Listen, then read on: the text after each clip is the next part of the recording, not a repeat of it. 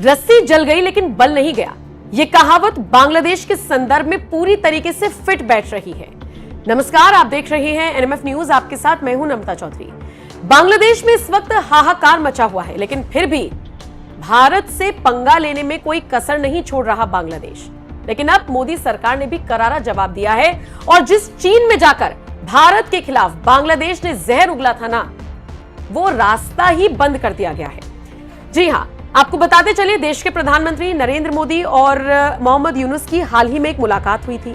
इस मुलाकात में कई सारी बातें भी हुई थी, लेकिन उसके बावजूद ऐसा लगता है कि बांग्लादेश के हालात ना ही सुधरने वाले हैं और ना ही उसके नेता चाहते हैं कि हालात सुधरे।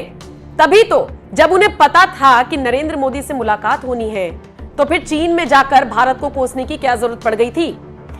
एक बयान आता है मोहम्मद यूनुस का और भारी पड़ रहा है पूरे बांग्लादेश पर। क्या बयान था ये?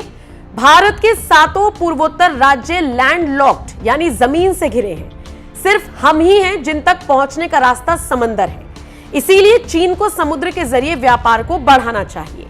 मोहम्मद यूनुस के चीन में दिए गए ये शब्द, ये बयान अब उसी पर भारी पड़ते हुए और पूरे बांग्लादेश पर भारी पड़ते हुए नजर आ रही हैं।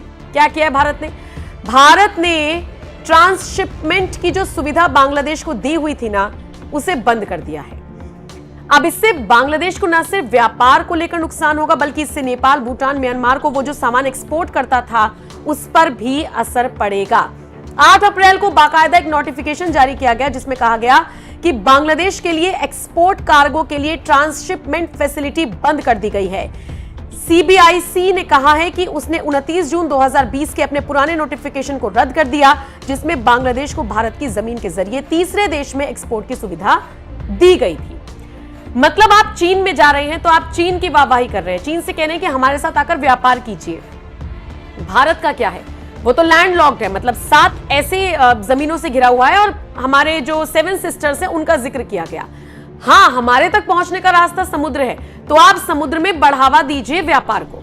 चीन के सामने गिड़गिड़ा रहा था भारत ने, जिस रास्ते से व्यापार होता था ना, उसको बंद कर दिया।